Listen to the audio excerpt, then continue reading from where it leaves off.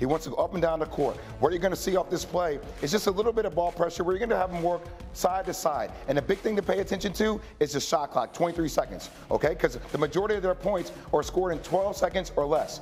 So just Mikal Bridges applying great pressure, great pressure, great pressure. And just look at this part right here. Now, he comes over from the weak side and he helps. We're not going to show the full play, okay?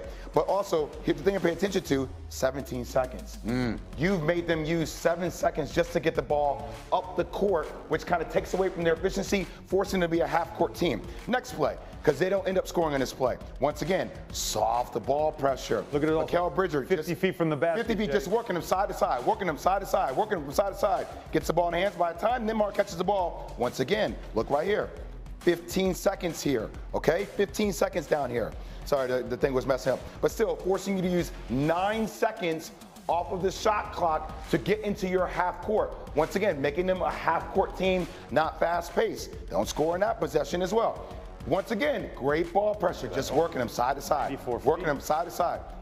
I'm gonna keep bringing this up, guys. Little things.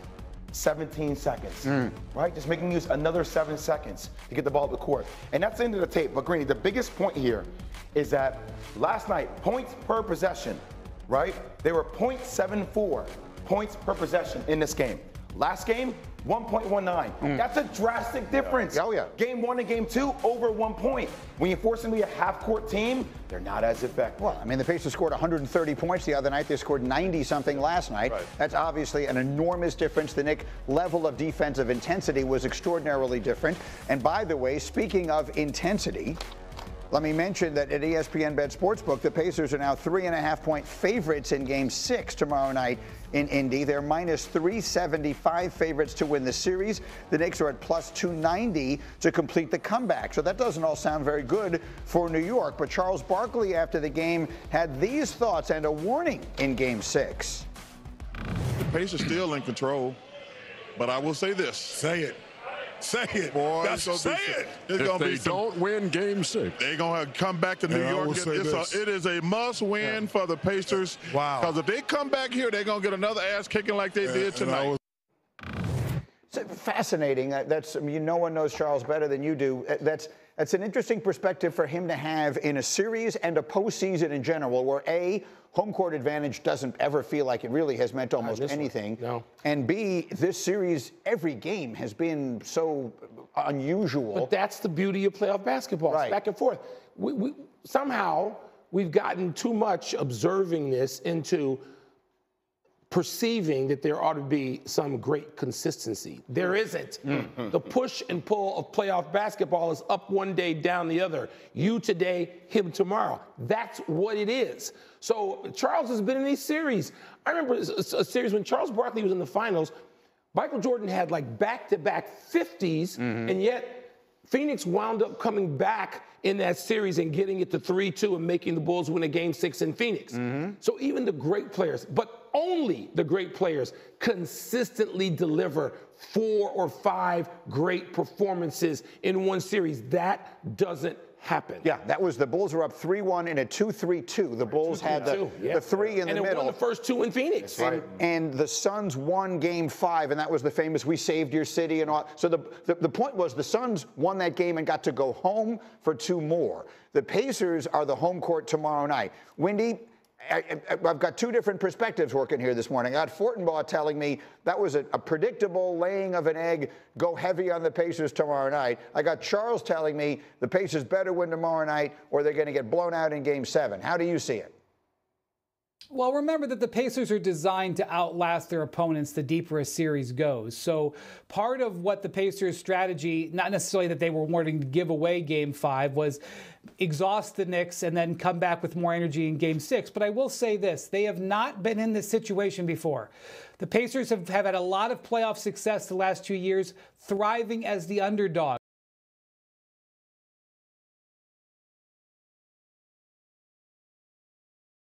This is a new experience for them. They will go into this game Saturday night with the expectation from everybody in the NBA and their fans that they will win and go to the first finals in 25 years. How will they react to that? Maybe they'll be terrific. Maybe all of their actions will get back to their normal, and they will have their high-speed game, and they'll win, and they'll be in Oklahoma City next week. But I don't know about them. I have not seen them deal with this particular situation, and they did not deal with the opportunity given to them last night the best. I'll just say that. As far as wearing the Knicks down, Alan, you know this team as well as anybody. I'm looking at the minutes. Jalen Brunson played under 34 minutes. So did Mikal Bridges. Karl Anthony Towns played 36. Anunoby 34. They didn't play those 42 minutes that we sometimes see the Knicks play. Does that feel like advantage New York going to tomorrow night? It's something that you're seeing the evolution in this series is that Tom Thibodeau has had to change some things. And one of the things he's doing is playing 10 guys now. Mm-hmm. He is going to his bench, and he's getting a lot of minutes and production. It might not be in points, but it certainly isn't defense. They were chanting Landry Shamit's name last night in Madison Square Garden. Like, that's all you need to know. Not sure they knew who he was. So the battle of attrition was certainly early in the series being won by Indiana. The Knicks had to make that adjustment. They went to their bench. They're getting defensive production off the bench.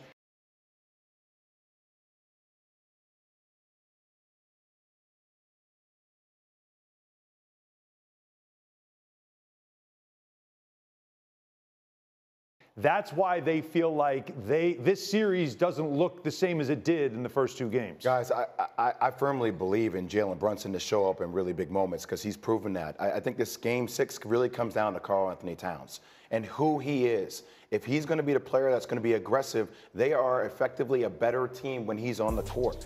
When he's off the court, it allows a lot more spacing. I know Mitchell Robinson's still a really good defender, but it makes him more one-dimensional. And those spouts, second quarter, it's essentially Karl Anthony Towns putting on the show with 4 other reserve players. Or defensive guys. That carries the load, because that's the advantage. But can he stay out of foul trouble? Ooh. Do you trust Karl Anthony Towns? He can't give away a couple of silly ones. Can't do it. Stay out of foul trouble, to remain on the court down the stretch? That's a major question. One other question. The Pacers, Rick Carlisle's got something up his sleeve. And this is when you spring it. Right? Yeah. I mean, this is a deep roster, a varied roster, a roster which is adaptable, right? It's nimble. And so when you talk about the long game, and Brian referred to that, and that's how many times have the Pacers, Alan, talked about 13 days? 13 days. They didn't come into this thinking knockout. They're not Mike Tyson, and they know who they are. Right. So yes.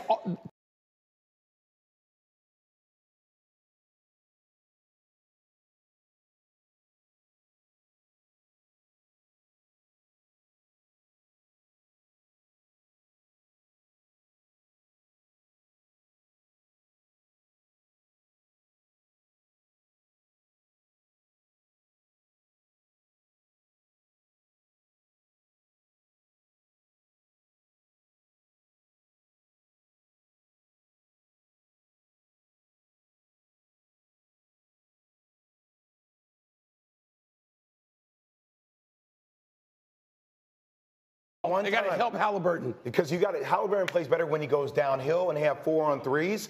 You can do that when you set a hard screen. It creates that advantage. For sure. They didn't do that one time in Game 5, not once. Wendy, am I oversimplifying it to say that Tyrese Halliburton is sort of the temperature gauge here? When he's brilliant, they win, and when the Knicks figure him out a little bit, advantage New York?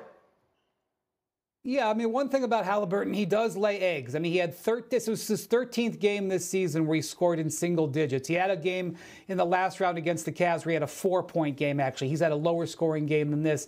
In those 13 games, the Pacers are 3-10. When he scored over 20, they were like 30-3. So it's not just that what's his scoring, it's what leads to his scoring, which is usually high-speed basketball, turnovers, easy baskets. One usually goes with the other for Indiana. All right, so one team had a chance to close out a series last night and didn't. Another team had a chance to close out a series and did. Wake-up call, Game 5, Stars Oilers. Here's Sean McDonough.